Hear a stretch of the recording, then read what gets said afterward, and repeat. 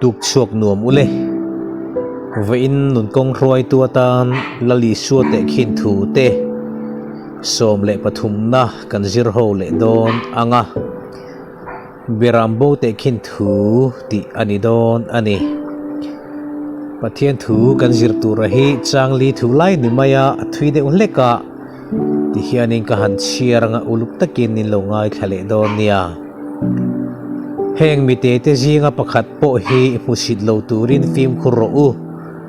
an van tir ko ten vana kapa vanami mel chu an ho fo thin ti ka hil che u hi boral te chandam turin mi ring fa pa hi a local ani reng ani engtin nge in ngai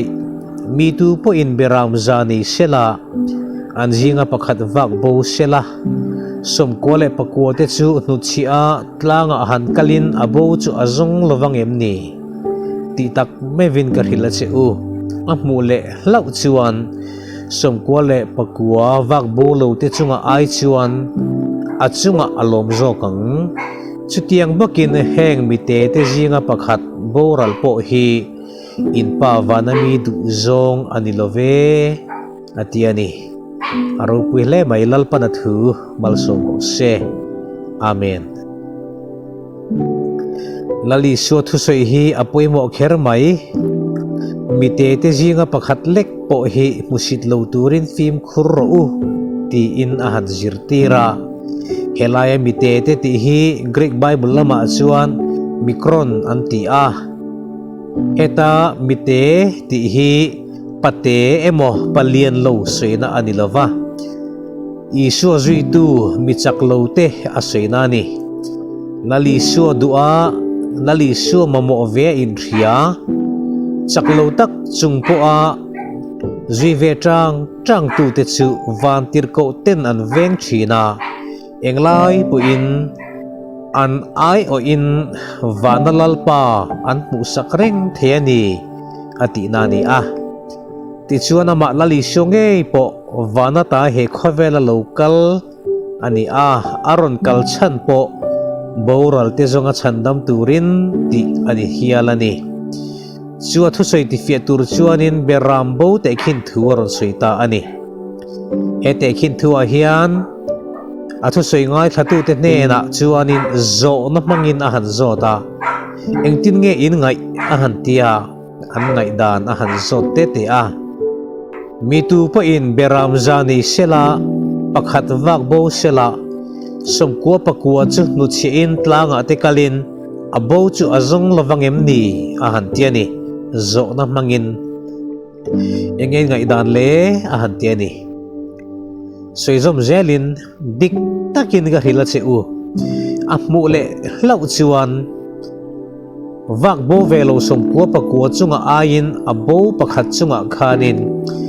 alom zok dayang han tia ni he hi thu dik takani a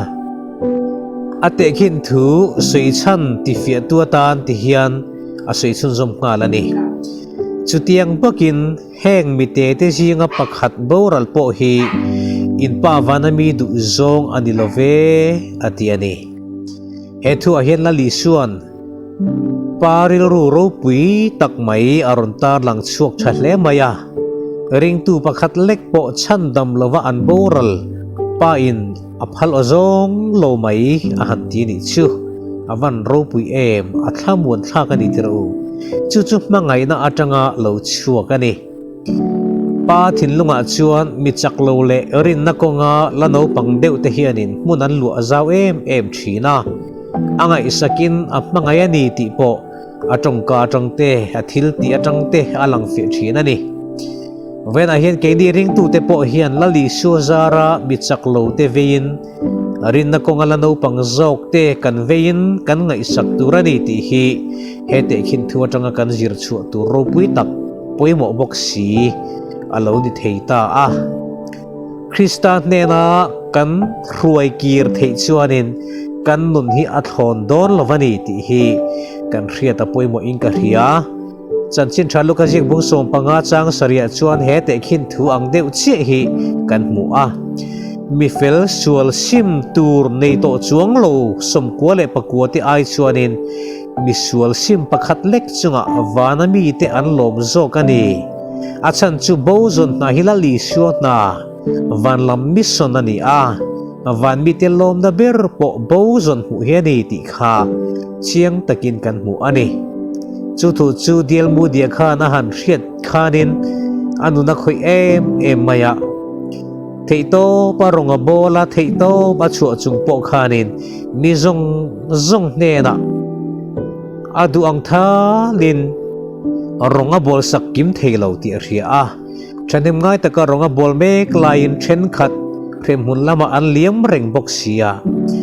chuwang chuan paril ruwa chanem ngai na kha anuna lalpan aron chok thota a chuwang chuan he tong kamro pui taka hi khovela adam laina nu chiata ani theidi se khrem hun kotla nga chan chu na dor nga ani kadu niati theito pin khovela ronga bola nima sela chuti chung chuan mitam tak khrem hunan tla rui bok sia chuwang chuan he khovela nilavin khrem mun kotla nga zok rong bolin chan chu na dor hi hong theila aliam turapiang tekha chanchin tha in leizeli latia kha adu dana ni chu le wena hian he berambo tekhin thu hian pathian in tharau bo pakhat lek nun na po ahlut zia chiang takin min tarlan sakta a mizo te hi tribal nam noi nung le namre thei nima ila chapo ve tlat mani aya hausa le mani aya chung nung zok te nam dangan ni to chuan musit chin tlat mi kan ni thina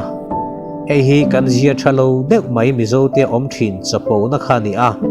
abik takin vai le nam dang an ni chuan keini aya chung nung le officer lian le aro pui zok te po ngai nep na le zuk mu niam na le thin lung lam tlang san na chapo nei kan nei fo mai tin chanchin tha kan thil na konga te po hian ani zel maya rong kan bol na te sap ho tharau bo pakhat man le layak chak ma tharau pakhat bo man kha pathian lama chuanin a hlut danin an reng lai khanin mitam tak chuan sap ho nge chu kan ngai sanga kan nga ro puite po ni mai the india mat nam chek nok tharau bo pakhat man le china rama tharau bo pakhathan man kha pathian thirna chu ain an reng lain then khat chuan china pa nge kan tia china rama tharau bo pakhat man kha kan han da sang po ani mai the chutiang ang chu kan ngai to dan tura ni lova pathian chuan pakhat lek bo chandam lovin omlo selati kha adu dana ni a pathian thu kan chira khan chiang takin asoya heng bitete jinga pakhat boral po hi in pa vanami du zong ani love atiani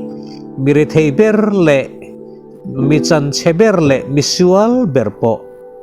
eng ang mi po ni sela pakhat ma an boral lo hi pa du zong ani a chu wangin wena hian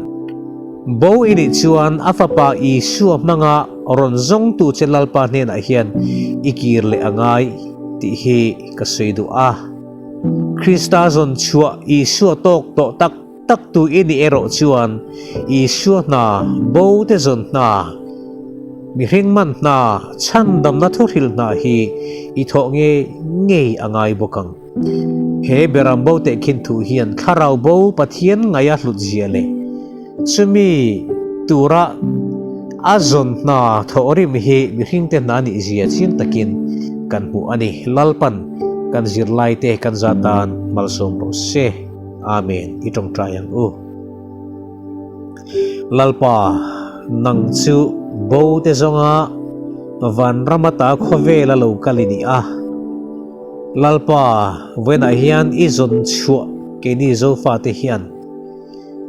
tharau bo te veina le tharau bo te mangai na thu tak athara kan neya kan nun hi rong bol tura athara buat saya oma he te khin thu mol te manga nangin min zirti na kaltlanga lalpa tharau bo ngai hlut na le tharau bo zon ngai poimo na kan nuna ti tharalo omle theina turin I tharau thenglim malsom na lali so Krista mingin kan rondile amen